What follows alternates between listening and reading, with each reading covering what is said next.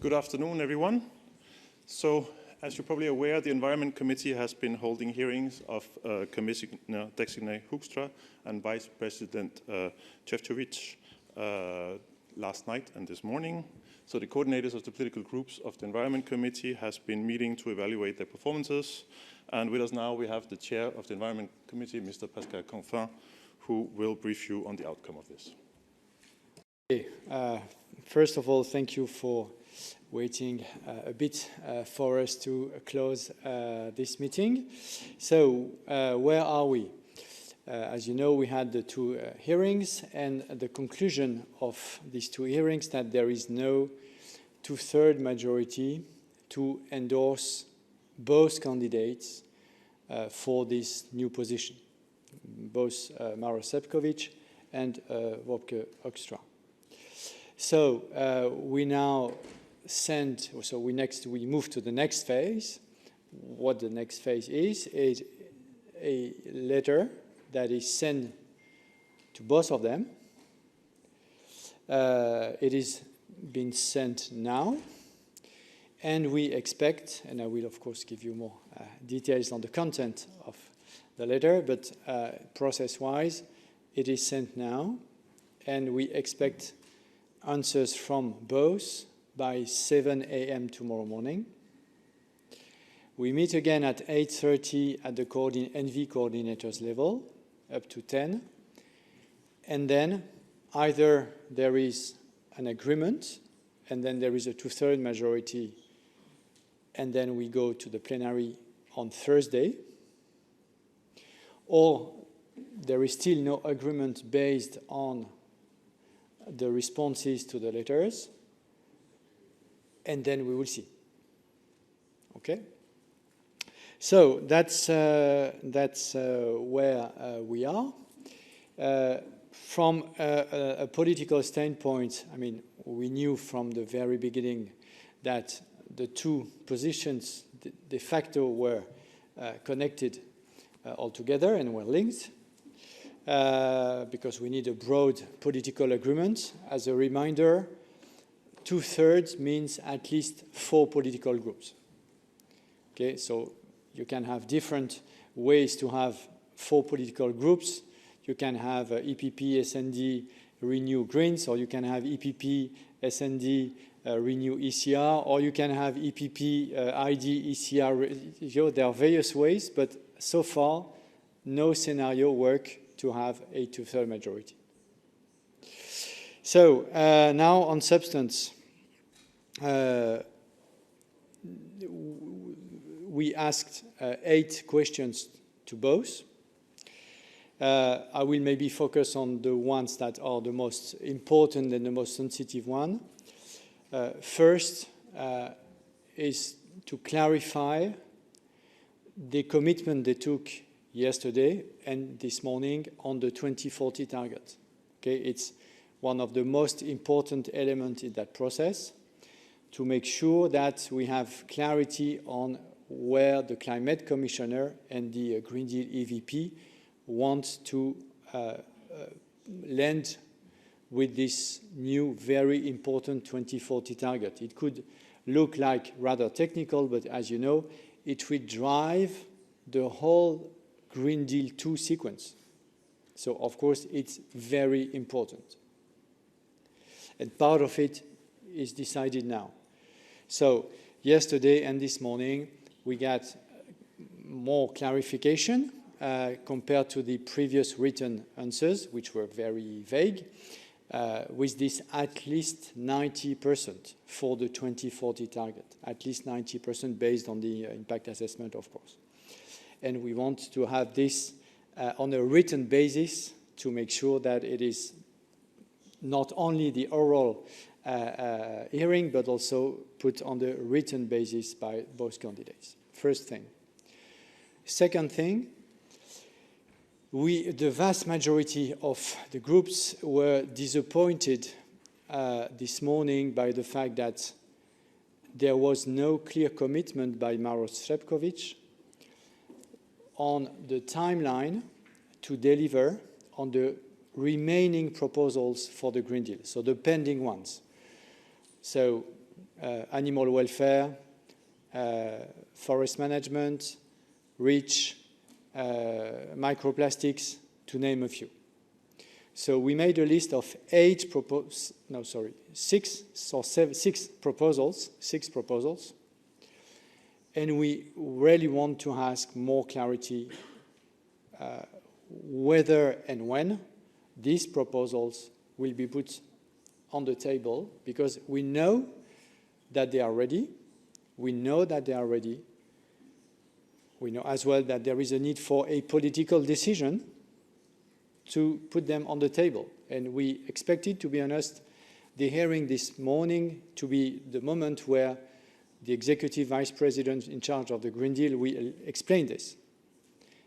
And we just got some vague commitment that they will keep on working on blah, blah, blah, blah, blah. Okay, fine. That's exactly what we knew before. So now we want a clear timeline. And I must say that without this clear timeline, I don't really see a two-thirds majority coming for Maroš Šefčovič.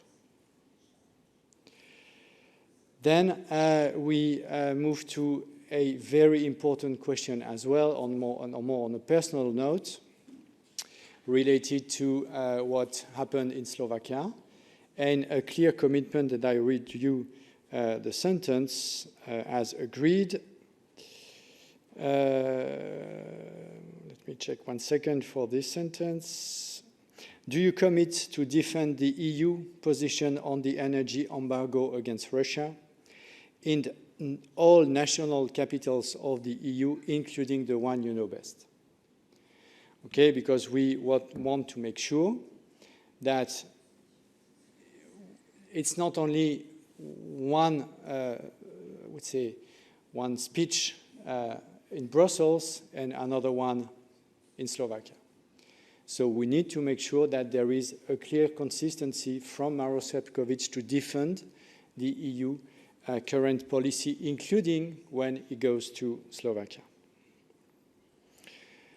Then another question, also on a personal note, on Wopke HOEKSTRA, on what he did when he was at McKinsey. So, and there were a few questions last night on this topic, and he accepted to say, well, if you want more transparency, I can provide you with the missions I had. So the question is, when will you provide us with the missions you had in a timely manner so that we can have more transparency? We are fully aware, and it's important that we are fully aware that he cannot provide this by tomorrow morning, 7 a.m., okay? Because I've guessed, I don't know how McKinsey works in detail, but I guess that he needs to have some sort of discussion with McKinsey management. It cannot be done before 7 a.m. tomorrow morning, that's for sure. So that's why we said in a timely manner. I would say that are the most sensitive ones, but the letter will be public very soon. Then we have another question, on the phasing out of fossil fuel subsidies, another one on the implementation of the climate law sectorial roadmaps, another one on technological neutrality, because the question was raised both to Maroš Šefčovič and to Wopke HOEKSTRA, and actually the answers were quite different. So that's why the question is asked to both in the very same term, which is, what is your vision of the best way to achieve technological neutrality and the need to foster a level playing field in the energy sector? So on this basis, we have the support of all the groups for these two letters except ID. ID mentioned the fact that they will be against these two candidates, whatever. So that's why now we are waiting for the answers from Maroš Šefčovič and from Wopke HOEKSTRA by tomorrow 7 a.m. We will have 1 hour and a half to assess the answers and then to see if there is now tomorrow a two-thirds majority to support them and then to go to the plenary. That's where we are. Thank you very much, Mr. CANFIN. That was already quite comprehensive overview of what was discussed in the coordinators meetings. I see that there are some questions, both here in the room and online. So let's take a couple here in the room first. Go ahead, please say your name and the media you represent. Yeah, Andy Bounds from the Financial Times. Mr. Canfin, I mean, it's a brave attempt to get a timetable out of the Commission. I mean, how confident are you that you will do this? And is it really a red line? Because you probably need Ursula von der Leyen in front of you rather than Maroš ŠEFČOVIČ, if I may respectfully say. He's just giving the Commission line on these things. Thanks. Having a very short timeline for the answers is also the will of the Commission, the will of the candidates and the will of the President of the Commission to make sure that we can give us all the possibilities to land soon.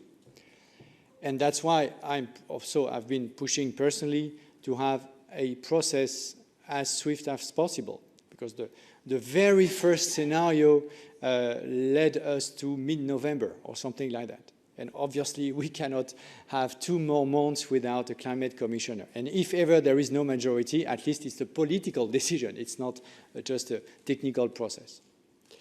So that's where we are. And the Commission is fully ready to answer these questions overnight.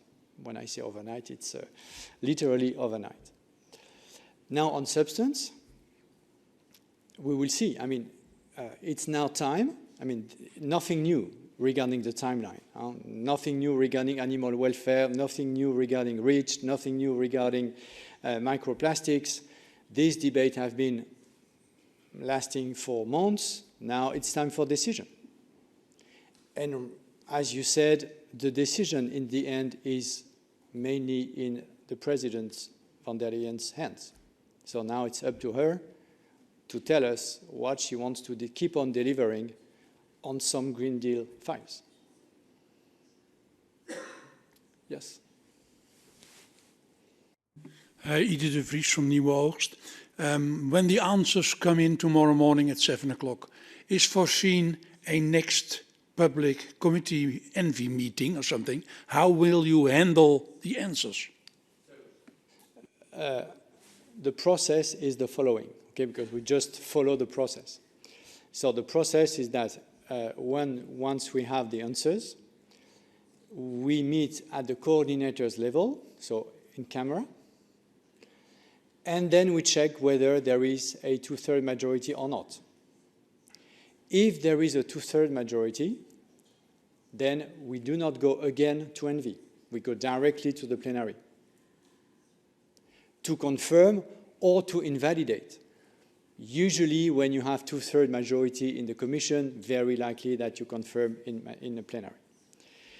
If we do not have a 2/3 majority tomorrow morning, then we will move to a new ENVI full meeting where the majority will not be 2/3 anymore, but the simple majority. But of course, we are not going to do it tomorrow.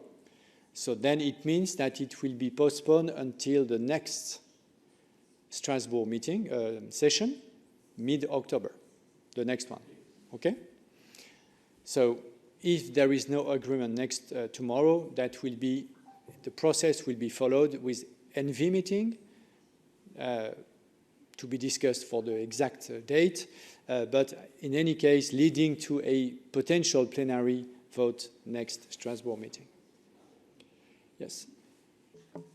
Sándor from Euronews. What happens if one of the candidates gives sufficient, very good answers and the other does not? How far are their destinies tied together? Answer. I guess that both answers will be checked by the President, to be honest. So at the end of the day, that will commit, and that's exactly what we want, and I think what is fair is that it's a commitment not only at the personal level, but at the President level. So I guess that our assessment will be on both ways. But you're right, it's obviously a political scenario, and I cannot prejudge what will be the attitude of the political groups. Okay, we have one more question in the room. Go ahead. Hi, I'm Sunniva Rose from The National. Do you think there's a risk that there won't be a climate commissioner at COP28? Thanks. A risk that there won't be a climate commissioner? Yes, there is, but then it means that there is no two-thirds majority tomorrow, and there is still no simple majority in ENVI, and still no simple majority in plenary, okay, for not having a HOEKSTRA as climate commissioner. Well, that's the process. Don't think it's the most likely scenario. Okay, we also have a couple of questions online. So first, Koolmeijer from Euractiv. Please, you have the floor. Please press the speak button.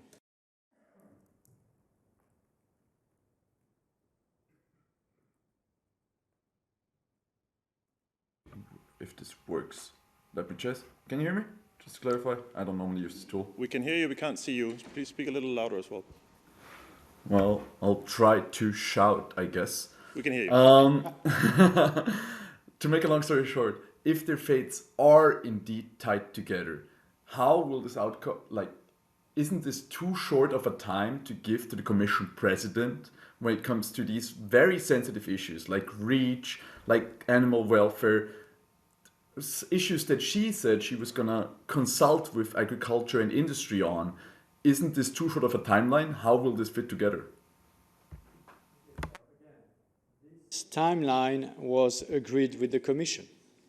So I repeat again, this timeline was agreed with the Commission because we all want to go fast, precisely because we want to solve this issue way before COP28. Whether it is by tomorrow having an agreement with a two-thirds majority or a prospect that this commissioner will not make it, okay, but at least making sure that we have a decision time. And you know, we have been discussing this on REACH and animal welfare and microplastic for months, We know that these proposals are technically ready, and obviously what we expect what we request in terms of answer from the Commission is not that they will be out tomorrow morning, okay? It's not about this proposal being out tomorrow. It's about tomorrow, a clear commitment on a timeline where they will be out and if they will be out. Because as you know, the debate for some, it's just a question of months. The debate for some, it's are they going to be given up or not? So today, and I must say that, I must admit that I was myself very much surprised by this, because we all made it very clear, that the top first priority for the climate commissioner was the 2040 target, and the top first priority for the EVP Green Deal was the list of legislative proposals to be put on the table until the end of this term by the Commission in the field of the Green Deal.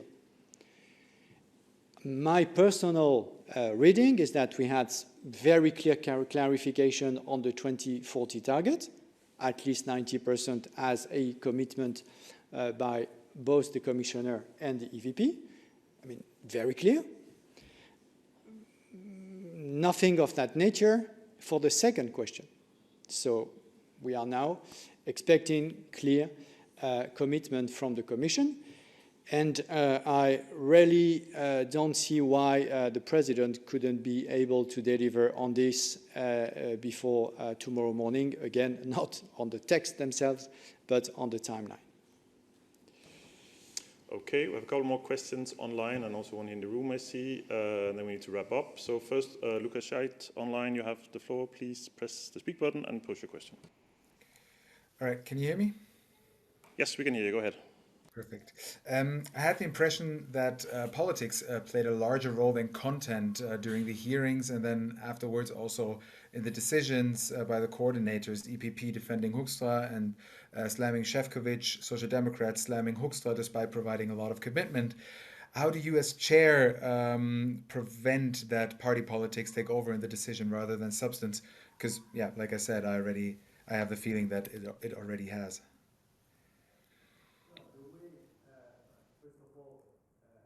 cannot, as chair, avoiding party politics if all the political groups want to play party politics. Okay, I don't have this power. But what I can do is to make sure that we have precise ask on substance. And that's exactly what we did, what we have done before the hearing, what we did before the hearing, sorry, what we are doing now with this letter with 8 very concrete asks, and I shared with you the most important ones. So still, it's clearly substance-based.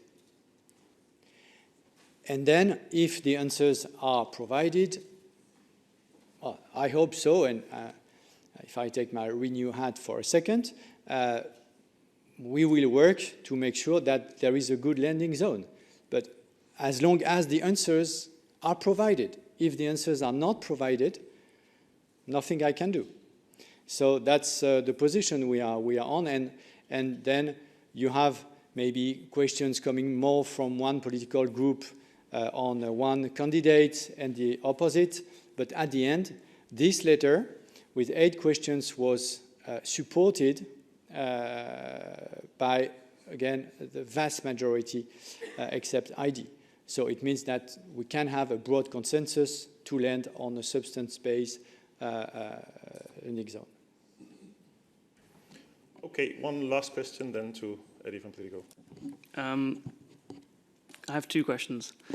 Are you surprised that Maroš ŠEFČOVIČ, a man with so much experience in the European Commission, didn't pass the test today? I mean, it seems like he's gone from someone with a huge amount of EU experience, a man, Mr. Fix-It, someone who could be relied on, to someone who can't even impress MEPs, you know, in a committee meeting. Is that a shocking fall from grace for you? Okay. European Parliament. But No, that's not me. But second question, why, you know, ID didn't support the letter. They're saying that apparently you excluded them from taking part in the meetings. They're upset about the cordon sanitaire. Did you impose a cordon sanitaire on ID during any of these meetings? No, not at all. I mean, there were questions. No, okay. Regarding ID, I think I don't know what exactly you refer to, but if my understanding is correct, I mean, we proceed exactly the same way we proceed all the time, meaning I make a round, okay? ID speaks just before the left, and they ask a specific question. They were the only one asking this question, so there was definitely no majority to support this because they were the only one. And having said, by the way, at the same time, that whatever the questions or the answers are to the questions, they will vote against anyway. So clearly, we didn't lose time taking these questions on board, knowing that they were the only ones to raise these questions. But on the contrary, we had a very inclusive process, again, from the left to ECR. It's very inclusive, okay? So it's way, way beyond the 2/3 majority that we needed. So very inclusive process. Then on ŠEFČOVIČ, I told you what I honestly think. I was surprised that he didn't deliver on the top priority of our request. And then you could discuss whether the answer is satisfactory or not. You could discuss, okay, it's a pity not to have this text. It's good that we have this one. What should prioritize? You know, that kind of political questions that are fair. And then there is an assessment by the respective political groups, but based on something.